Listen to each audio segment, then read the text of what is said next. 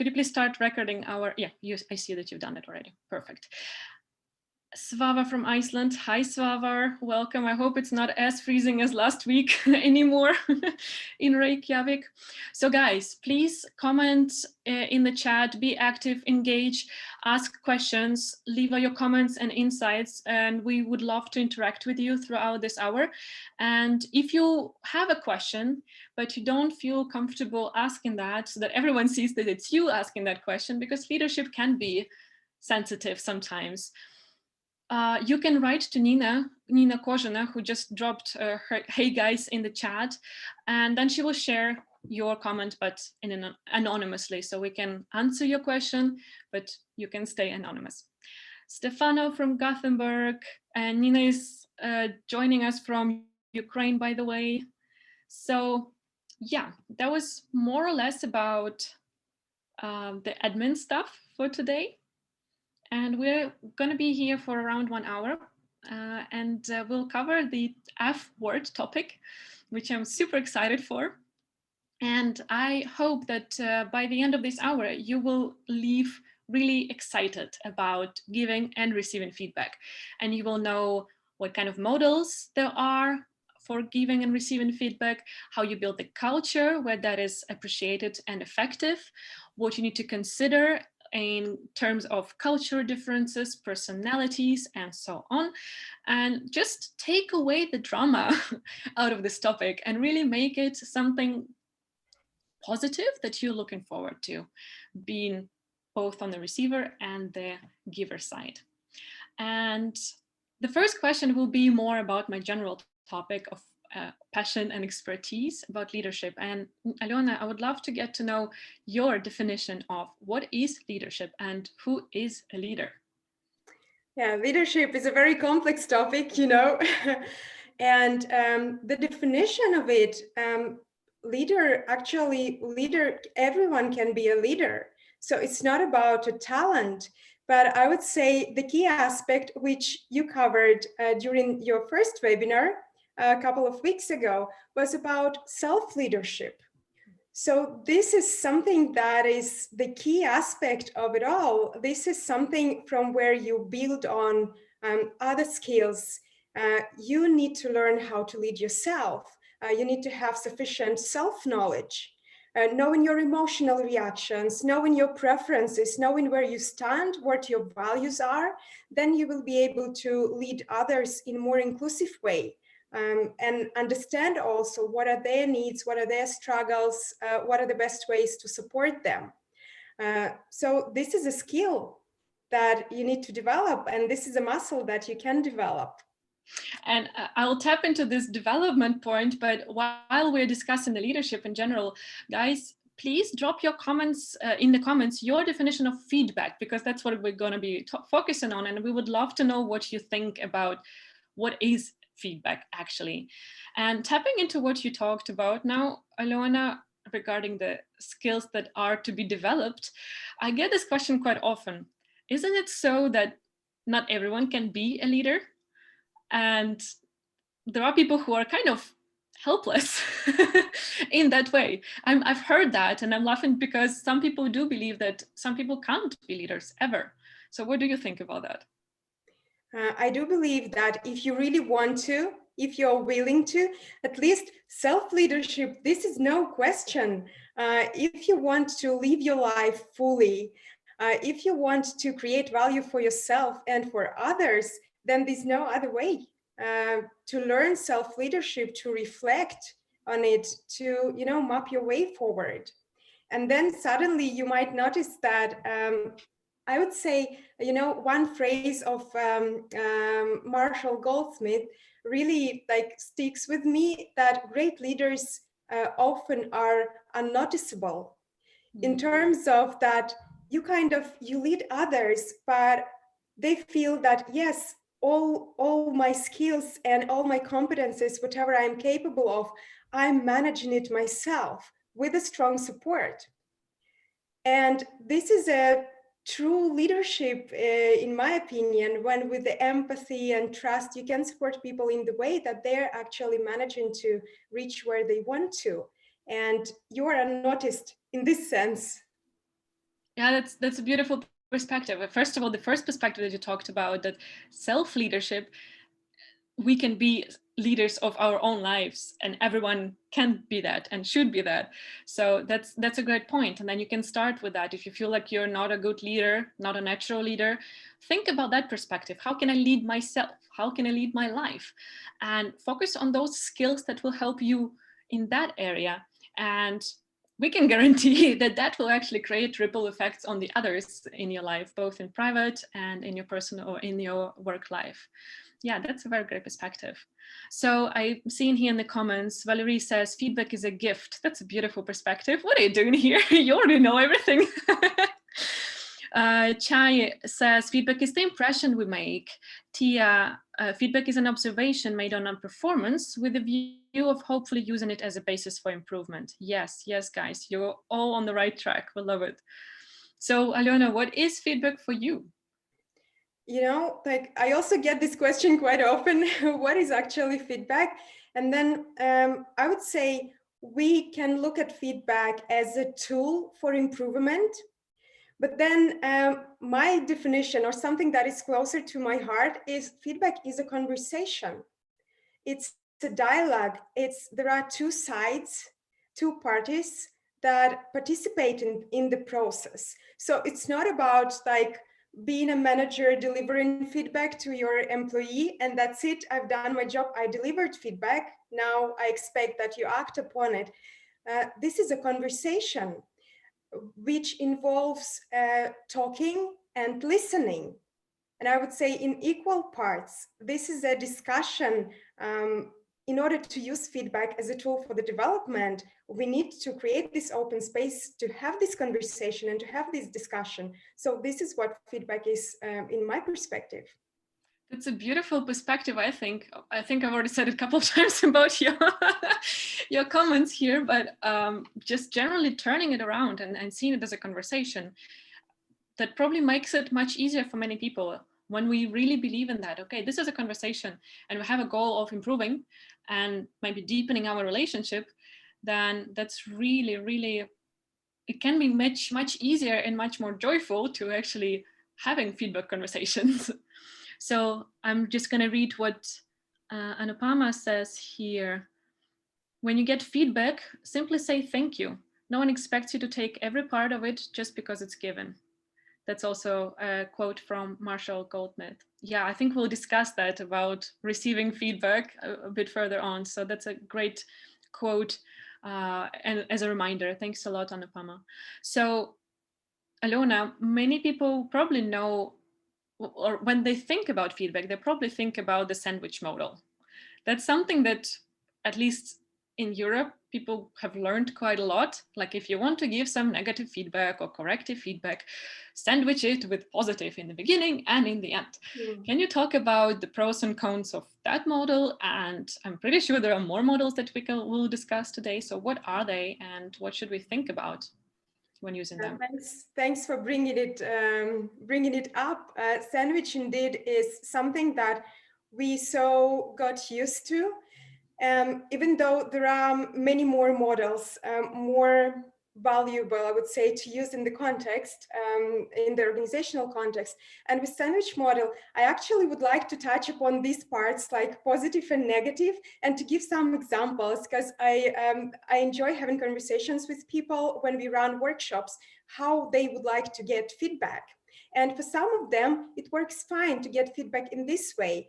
For others, it works totally opposite. So they say, okay, if I know that in my organization, they give feedback in this way, when my manager starts with positive feedback, I already expect that I will get negative part now. So I can't really embrace the positive part.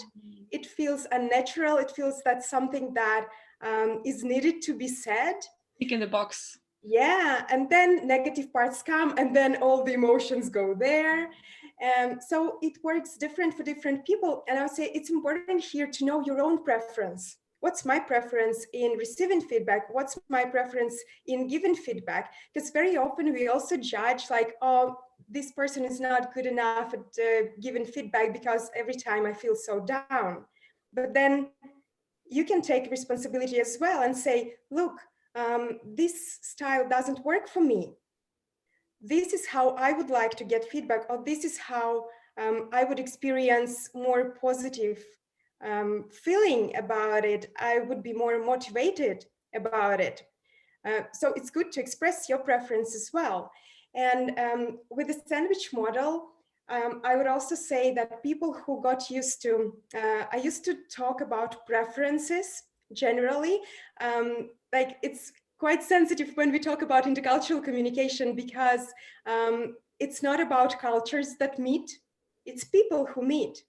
We are conditioned by our cultures, and we got used to certain ways, how things are done here and there. With sandwich model, one example could be if, for instance, you got used to direct negative feedback or corrective feedback. So something that is straightforward, you just got used to it and this is normal around you. And then you move to another organization, to another country where they try using sandwich model, for instance, positive, negative, positive. And then you just can't interpret this feedback. You can't really receive it because you are not in that mindset. You got used to direct negative feedback, so you take it as positive. Okay, I'm gonna get a promotion.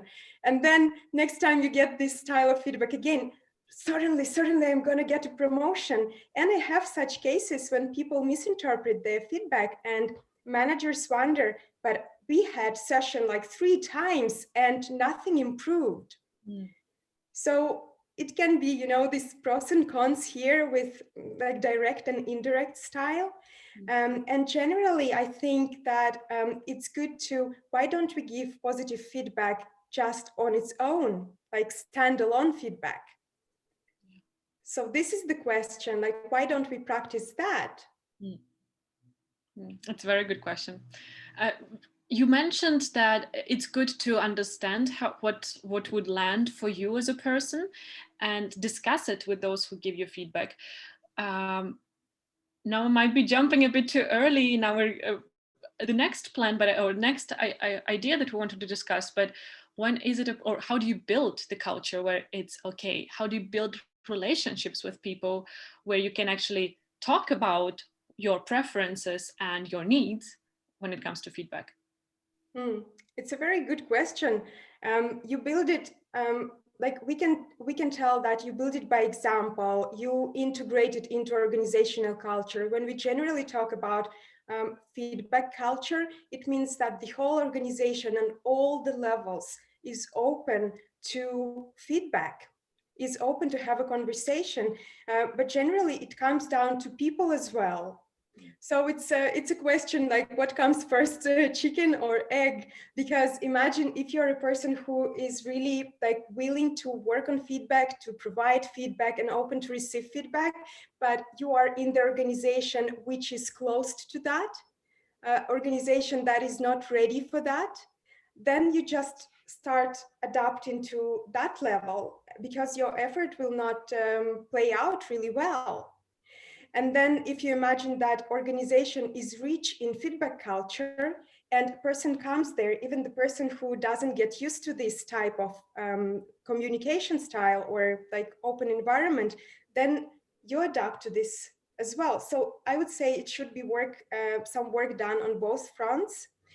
And generally talking about that.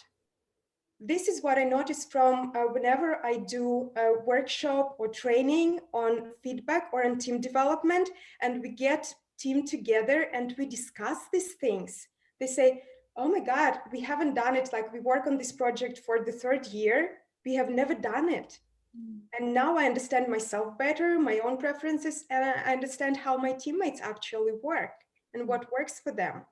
Just initiating such conversations would be a very good first step to talk about preferences. Yeah, that's great. And it's important. It all comes to really discussing things, right? In the end of the day.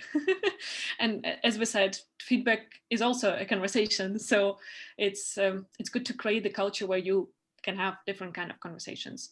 And I will just check the comments here because we have a lot of Marie is saying, in the sandwich model, the positive feedback is not feeling genuine. feels that you need to find something, whatever, to be able to give the corrective feedback. Yeah, exactly. That's what you said, Alena, that the perception of people are like that often. Feedback also provides information that can open dialogue, helps with improvement and promotes loyalty, Carlotta says. And I love that improvement and promoting loyalty. That's beautiful side effects of having the feedback culture in your relationships or at workplace. Great, guys. Keep those comments coming. I love reading what else is here in the chat. I wanted to tap into other models. We discussed a bit of feedback, or the sandwich model now, Alena, how what people need to be aware of when they trying to use that. What are the other models that people can use? I think it's worth mentioning the model which is called SBI, and now it's widely used by many organizations. SBI stands for Situation, Behavior, Impact. So basically, this model gives you a ground for discussion and for having a conversation by describing the situation. How do you see the situation? What behavior do you observe? And what impact does it make? And having discussion in that in that area, basically the main focus or the main goal with this model is to take out the emotional part. But I would say it's a good model generally, because feedback shouldn't be focused on a person. It should be focused on behavior, on the action. Because we are giving feedback to someone or we are receiving feedback, we want to be able to act upon this feedback. We want feedback to be actionable, practical. We want to know what can we do in order to improve, in order to change, in order to make something even better. So this model is widely used. From practical perspective, what I see, what is going on, that some organizations would give this model to teams, to management, encouraging them to use this model. So they are given the task to, for instance, okay, until the next developmental talk that we have, you need to give feedback to at least like 5 other team members, for instance. And probably it's a good way just to encourage people to think about that and how they give feedback. But many share that they feel lost because they feel that now I have to do it. I have to give feedback and I don't know how. Yeah, exactly. It's not about having to do it. It's more about not knowing how to do it in a good way. So this is the challenge, and it brings us to delivery. How do we deliver feedback? It's not about like sometimes what I say, but also how I say it, how I deliver it. And here emotions can play a role, even though we try to get them out with using some specific models that focus only on actionable parts, on behavior and on the situation, trying to be more objective, but still emotions might play a role there. And also when we are having feedback in face-to-face mode, for instance, or online, when we see another person, like talking about culture, like cultural perspective, we also we get these signals, some emotional cues. And we used to say emotional intelligence is very important, or I would say cultural intelligence is very important. But the thing is that we interpret what we see based on our own reality, based on how we see these emotions. But the thing is that if you are super emotionally intelligent in your language, in your culture, it doesn't mean that you have the same level of emotional intelligence when you're speaking the third language and you're talking to a person coming from different cultural background. We do have universal emotions, right? But the way we disguise them is very different. And it depends, we learn it from our culture. I will shoot some examples here. And for instance, if you deliver feedback with which another person doesn't agree, or even the feedback, or you're saying something that makes another person angry, For instance, if you do it, I don't want to go to generalizations about culture, but let's say a person who's coming from a very hierarchical structure, where with a high power distance, where like showing, like raising the tone of voice and using extensively body language, it shows the power. I've got the power. I'm the main person here. So if you give feedback to this kind of person, for instance, then the reaction would be very expressive. Mm. And anger or something, but it's just, it doesn't mean, you know, the intention might be totally different, but you might perceive it in a very different way if you got used to this kind of calm, peaceful communication style, not expressive body language and things like that. So you will be taken off guard. And then you are giving feedback to another person from the culture where expressing anger is considered to be a weakness. So you face this feedback with a smile. Mm. And probably you got used to the thing that you can't question your superior, you just accept what's coming your way. So I'm meeting here I want to actually tap into, because one of the comments here was, let me find it.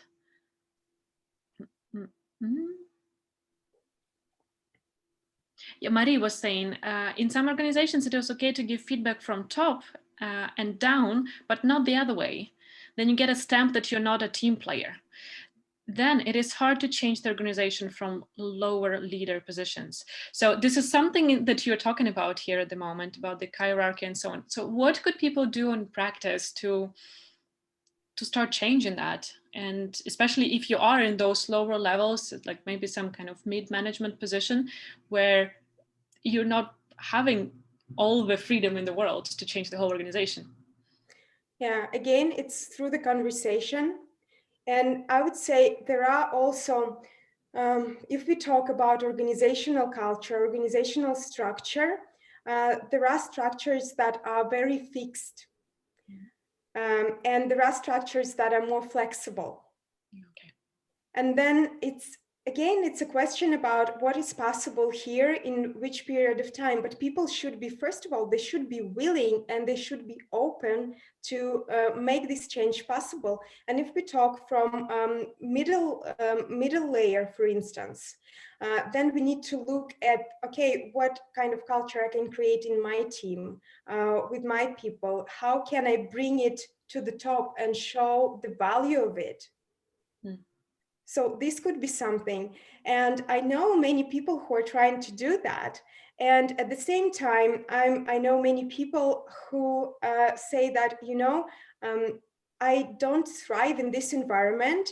And basically, this organization filled in with people who thrive in this environment. And there's nothing wrong with that. It works. It works for them. It works for people who are there because they take in this style. And I will go and I will try to find the environment where I thrive, or I create this environment for myself, like starting my own company or startup, or it can be different scenarios there. Yeah, and what you talked about, showing the effects to the top manager. Also, Marie was mentioning here that SBI works really well when between two teams that have communication issues, and could be done without pinpointing individuals. And she's writing that they have tested that between Gothenburg team and Bangalore team, and moved from problem to super good relationship. And that's amazing to see. So basically you're taking out the emotions, and if it's done in a good way, that really can build a bond, and people can really find the way, here we can actually talk and we can hear each other. And actually would love to give a personal example here about how the change can be made from lower levels. A bit of a back history. When I was a teenager, my dad used to say that I would have problems in my life because I'm too straightforward. And right he was. When I finished my education in Sweden and started working, I was in a man-dominated environment. I was often one of the youngest or the youngest in the room. So one of the few or the only female, one of the few or the youngest age-wise and also with an international background. And it was a bit difficult to get respect and to be listened to, especially because I was at that moment in the first role, I was project coordinator. So I was supposed to get information from everyone, communicate with everyone and make things work in quite a complex environment in the team. And it was difficult. And I saw a lot of resistance from some guys of 50 plus. They've been in the company for 30 years, more than I was on the planet at that moment. And with them, I, for example, talked more. You could say it was a bit of a political example or political behavior. I just tried to become friends with them on their terms and then slowly get them from their beliefs of how feedback should be done and how the relationship should be built, how the deliverables should be done, to do it in a way that would benefit the whole team and how I believe that it would work. So I really needed to be much softer and gentler instead of showing with a full hand of mine what should be done for the sake of the team deliverables. With them, I would just take conversations one-to-one and then ask how I can help you and how I can support you. Okay, this is delivery. What do you need from the team? From whom? Who should I talk to make it easier for you? Because I know how busy you are. It was about seeing their needs and showing my respect to them. And once they understood that I'm not there just to kind of manage them and not do anything myself, which was a bit of a belief of some people, and I'm there to help them actually, it was much easier for me to educate them on how we can work together as a team, me, them, and the rest of the team. So you can, it's a process. You need to be patient. You sometimes need to adjust and sometimes feel like you're stepping on your own toes a bit, like, and keeping your mouth shut at some points. But that's the way to build it up. It's a process, as I said, you can't do it overnight. And just as you, Alena, said, it's not like I said, okay, now we do feedback this way, or like we do feedback 5 to 5 people per day or per week on the team. And that happens. You need to learn and get used to. And that comes to the question that I've just seen here from Chai. Does this mean that feedback is a matter of habit? It is actually, it is something that should be practiced. I mean, think about why so many people feel, at least like every time I do this poll among my training participants, on every training, I have like from 50 to 100 people on each, and 90%, around like 80-90% say that they have negative association with feedback. And then we start discussing, okay, why is it so? And this is a good question because people just see it as maybe once a month action or like once per 2 months action, and something that they didn't get used to. We should make feedback normal around us. It should be integrated, and it shouldn't be just, performance feedback once a month, or only corrective feedback. So it should be a very good balance between appreciation, like positive feedback, and not only in terms of, oh, you're doing great. Yeah. But then what exactly am I doing great? It's like, I bring in your kids. Like when I say to my 4-year-old, when she like shares something and I say, oh, you're so attentive, or, oh, you're so caring because you're doing this and that. So she understands that it's not just, you're doing great. And I think the same is applied to everyone. Like, be more specific. What are the actions that this person did which you consider being great or which you appreciate? And plus to this, many people share that they also feel uncomfortable getting positive feedback. And this is something to work on. And when we practice, when we make it a habit, then we will be able to do it authentically, genuinely, and appreciate whether we are getting positive feedback or corrective feedback. Yeah, definitely. That's something that I have to work with a lot of my clients, the high performers who have high self-confidence, but a bit struggling with the self-esteem, and they don't have this strong image of themselves as the human being. So whenever they get feedback, positive, it's a compliments, it doesn't stick to anything inside. It feels awkward, weird. So they kind of try to turn around and start saying, oh, no, it was easy for me to do it, and there was nothing, and so on and so forth. And it's something that you can train, guys. You can really work on that and get better at that. And that you do by strengthening your self-esteem. So you have this inner core, and then those compliments stick because they have something to, you have something within yourself to relate to when people compliment you and compliment your work. And as you said, you need to be specific. And then do we have some more questions here about the empathy, for example? Chai is asking, what role does empathy play in model like SBI, where we keep emotions aside? Empathy plays a huge role. Thanks for this question. It's this is I would say, the ability to build trust and relationships, empathy, and good communication skills are those main pillars for not only for feedback culture, but generally for creating open, pleasant environment and like psychological safety for people to feel that, okay, here I can be who I am and I am accepted for who I am. And this is something where empathy plays a key role, I would say. In terms of SBI, Chai, if you can specify it more, so I will answer your question in the frame, like in my understanding. If it's something that you would like us to specify more, like feel free to unmute and we can have a conversation.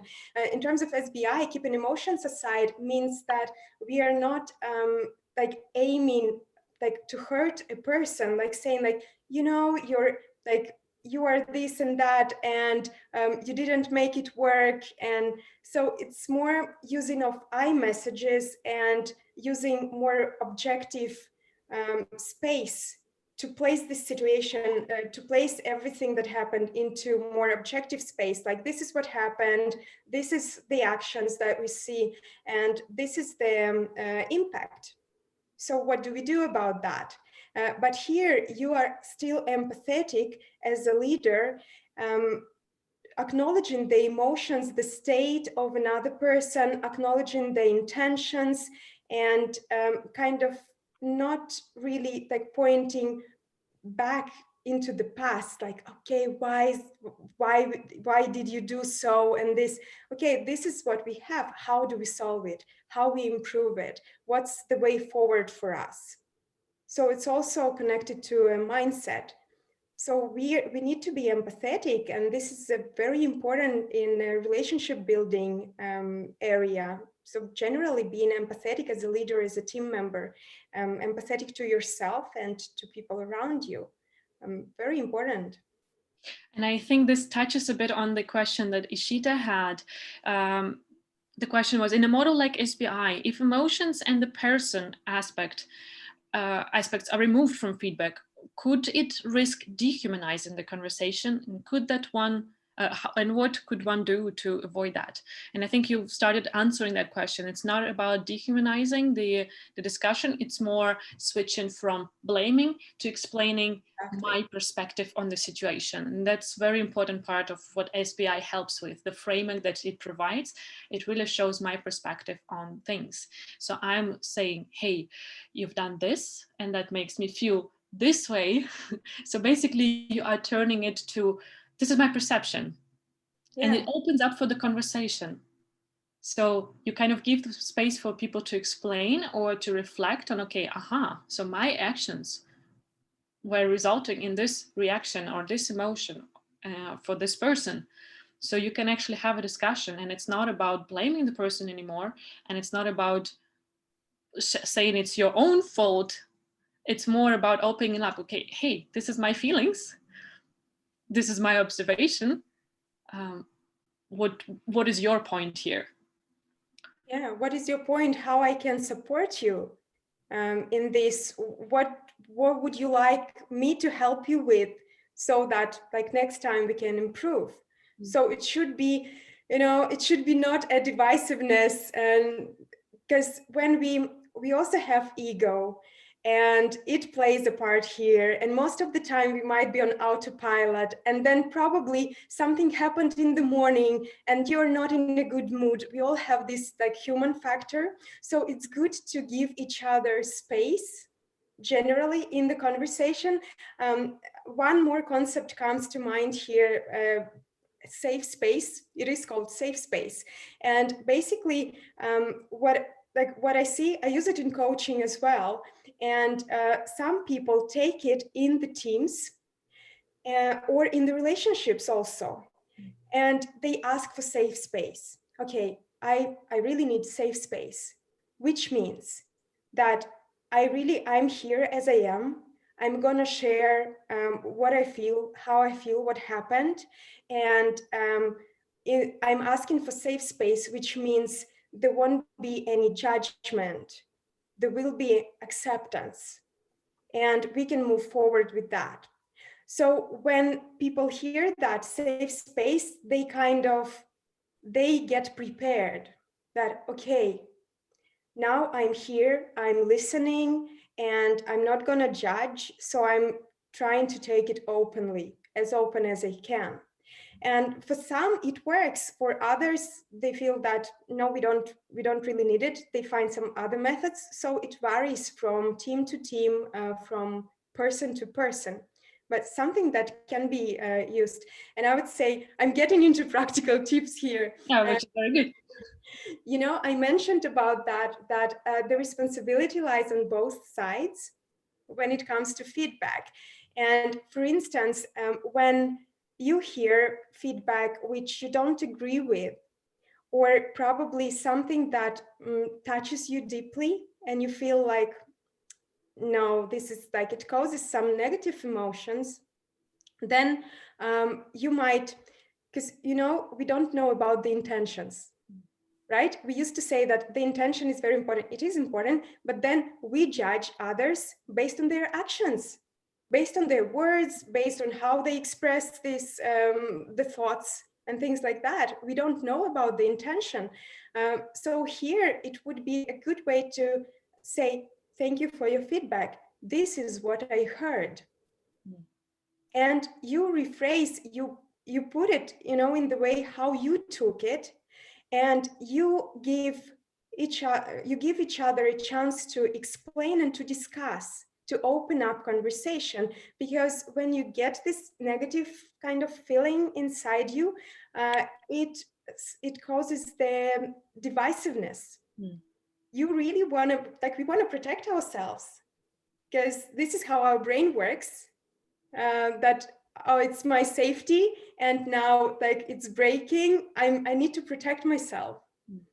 And here it actually comes to the question, or you're now starting to answer one of the questions here. Kamini was asking, when one tries to respond to feedback, is it considered as being defensive? Would you agree to this? Or is it okay to give some justification if you feel strongly about it? So maybe you can develop a bit more on this. Yeah, very, very good question. So here you can use this one, just not, I mean, when you start, when you put the conversation into position right and wrong, it's not going to be productive. So we want to have open conversation. Feedback means we are open to change. In this way, we can take it constructively, we can be productive with that, we can really come up to something meaningful. And this is the point with feedback, not to like blame each other in something. So rephrasing what you heard would be one of the points here. And then you can just, if you are the one who is receiving feedback, you can say, you know, I have some thoughts that I would like to share. May I do that? Because in some cases, I would say, if you have good relationships, if you have trust, then it will be easier to initiate from both sides. But also, if you're the one who are providing feedback, it's good to check in. It's not like your job is not done when you just delivered feedback. Yeah. It's good to check in how it has been received. What are the thoughts that the other person have in mind, or what are some things? And it's totally fine to disagree. It's good. It provides them food for thought and conversation. And also, I would say, from a manager perspective, it's interesting to see how you are perceived by your team or by your employees as a manager in your feedback giving style, for instance. And definitely it comes to people skills. You can't apply the same strategy, like you can use the same model, right? If we talk about SBI, for instance, you can use the same model, but you use it differently with different people. So here, empathy, communication skills play a role. How well you understand another person, how well you read the cues, how well you can address certain things. So this is something that we need to work more on developing, actually. Yeah, absolutely. And it's a never-ending job or work, right? Journey, and it's exciting. It's exciting and it's fun when you see the result of it. How you actually manage to engage people more into the process, just changing slightly, like adding up these twists and integrating this feedback into daily like work routines. These Exactly. changes happen and people feel these shifts. Yeah, and it definitely, it is a game changer when you approach it as the continuous loop that you just keep improving, and it just making, as you said, it's creating a lot of energy. It's very inspirational, both for your own personal development and for the others around you, because you really improve the communication with each other. You get better collaboration and better team energy. So there are a couple of questions here that I would like to us to discuss. One is Chai is asking for safe space, something like exposing one's vulnerabilities. We can say so. Thank you so much, Chai. You're very active with questions today. Yeah, it is. And being vulnerable, it's also, it's not about, oh, look at me, poor me, I made a mistake or something. No, being vulnerable is being who you are in any situation, and just admitting your mistakes, because we know that in some cultures or in some organizational culture, it's if you're on a leading position, you can't really like make mistakes.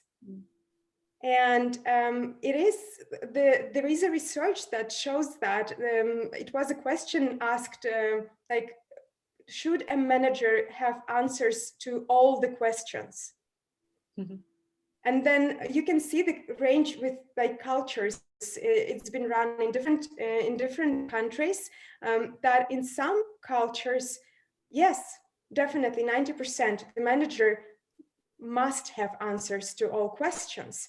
And it comes to the point here that you can't know everything. Just admitting that, okay, I made a mistake. So what should we do about that? Or this is how I feel about the situation. I really want to improve and I need your help. So this is what vulnerability is in this context. So, and many misinterpret it in a way that it's a weakness, but it's not. Unfortunately, some cultures have it perceived as a weakness, and I see a huge shift in that. It's changing, and I'm happy to see this shift.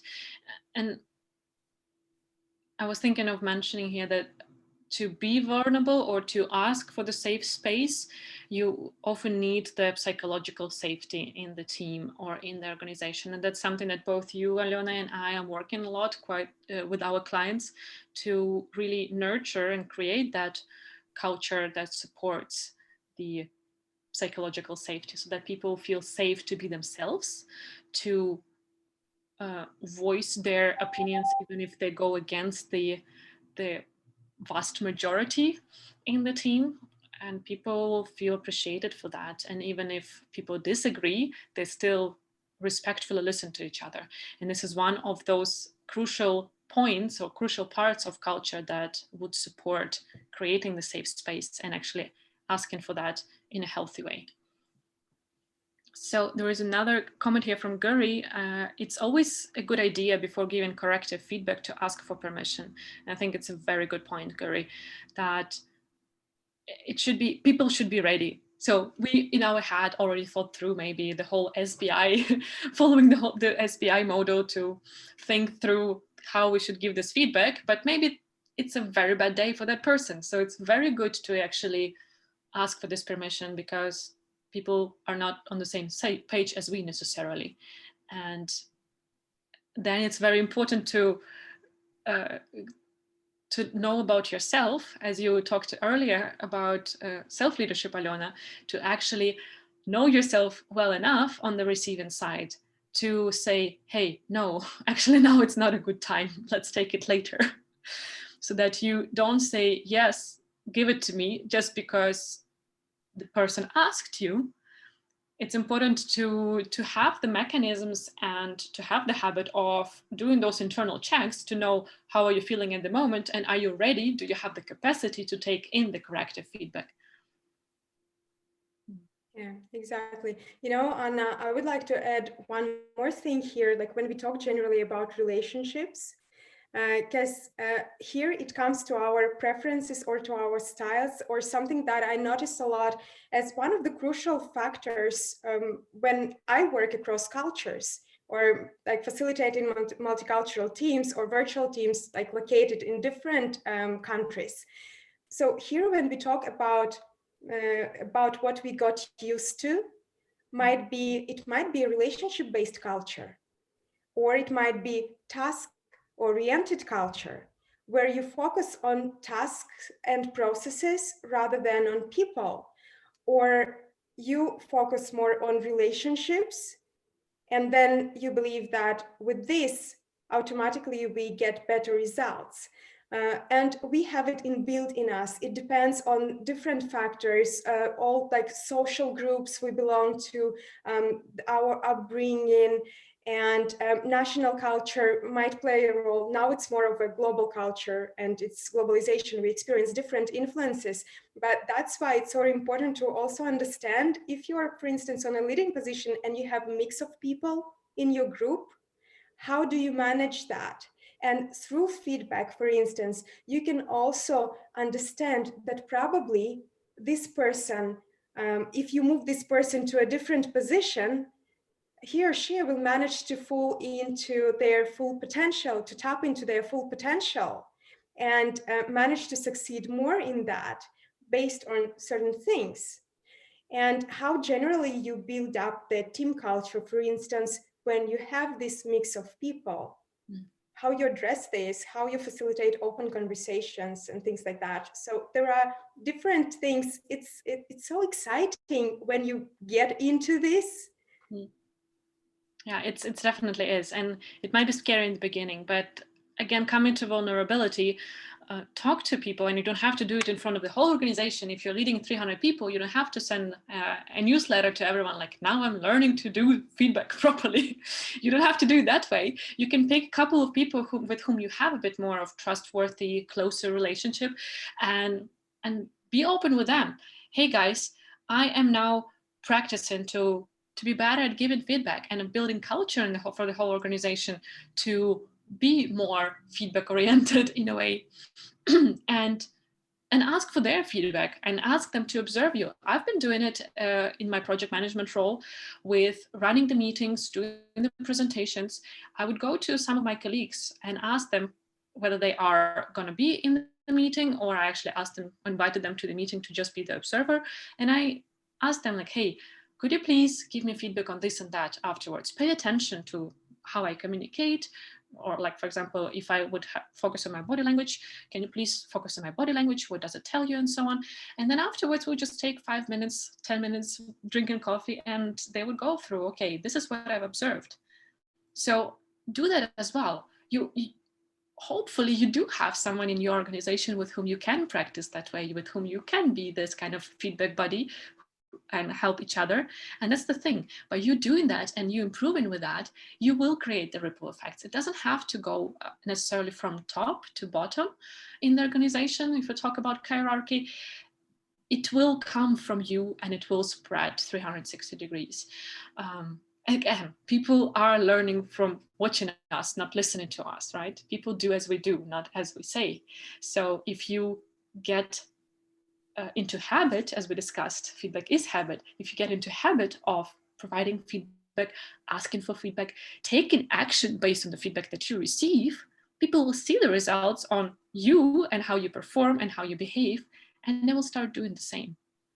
So this is an exciting journey, even if it can be scary in the beginning. And I wanted to go back to one more question here from Santi, who was, the question was, is there a good or bad time to give feedback? Like not giving corrective feedback the day before someone goes on vacation. I love that example. Do you want to answer that, Alena? Yeah, we can take it up. I think we mentioned some of the things here, that feedback is best received when it's asked for, or if you really want to, you observed something and you want to give feedback, if you integrate it naturally, if you have it scheduled, then no one cares whether the vacation is the next day, you have a conversation with the manager, for instance. But if you're integrated into, as a continuous process, into organizational culture, team culture, structuring the way you would like feedback to work, then you might share with another person, I have some observations that I would like to share with you. Is it a good time for you to take a conversation now, or should we do it some other time? Probably tomorrow in the morning, or at a coffee break or something. So just being genuine with that. So you just checking in with people. And one more very powerful point I want to bring here, it is about coaching competencies. Because this is the ability to check in with people, to feel it. It is empathy, it is communication, but it is also, when we talk about listening, it's not for listening what people say, not for listening the words in order to answer, but it's grasping the whole picture.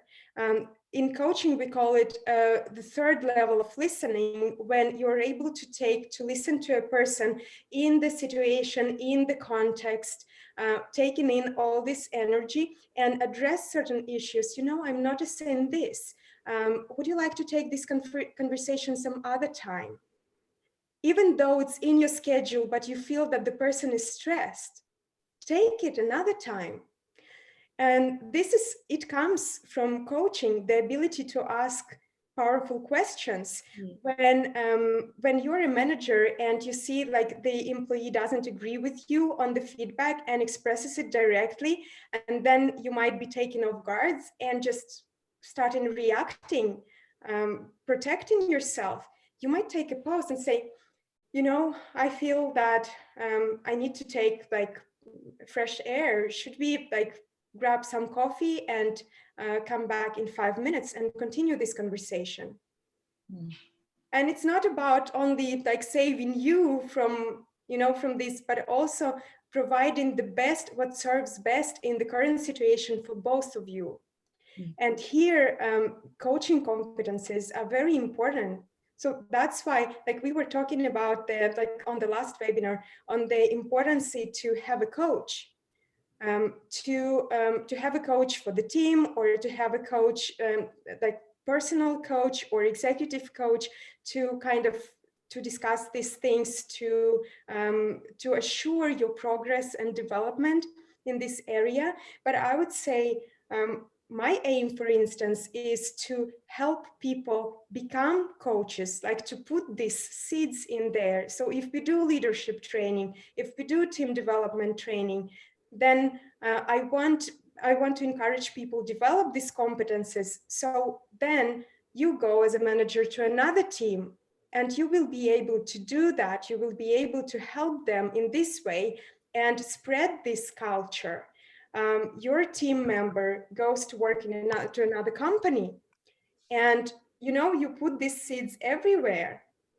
And this is in my ideal picture, the ideal vision of how it should work with leadership, and feedback is a small part of it, a very important part. Definitely. And you kind of, when I listen to you, I'm thinking like you're preaching to the choir. That's the same that what I'm talking about quite often. And funny enough, when I was focusing on individual coaching, people whom I would be coaching, we would talk about their personal life, but they would come back to me and say, hey, Anna, I'm getting this and those results at work because the communications improve. And I start asking questions instead of having a discussion with people, like heated discussion. I seek understanding, and that just really transforms the relationships. And as we say, you say about seeding or like dropping those seeds, right? I talk about creating ripple effects, because once you change uh, your mindset about feedback, you don't switch it off when you come home. For example, you start doing the same with your partner, even if you get that in the, like, you learn that in your professional environment, right, in your role as a leader, as a manager. So this is definitely something that transforms a lot in your life. And it works vice versa also. When you improve it at work, it also impacts relationship because you take it as a person as a whole, right? Yeah, exactly. You're still you. Marie has been having a lot of wonderful insights here sharing with us. And one of them was, do not give constructive feedback weeks before making bigger organizational changes. The persons will feel that the organizational change is related to the feedback and is very hard to come out from in a good way. So basically, it's again coming to when is it appropriate to give feedback. And it's what you have discussed as well, Alena, to ask about when is it okay to speak about things, right? And it's the same from you as a leader. Sometimes like, okay, I should be talking about this, but it's better to take it later because now there are bigger things coming in the company and it's important to tackle them in a healthy way, and then afterwards we can take the discussion on the individual level. That was a very good point. And Kamini said, excellent point on planting seeds of coaching everywhere. So we are at the bottom of the hour, as they say. I have one more question for you, Alena. I think we've covered a lot here, and I see that people have learned a lot and thanking us. My question to you is, what are 3 pieces of advice for our listeners to help them be genius leaders? Wow. So now I need to really structure it with 3 points. I have a big list.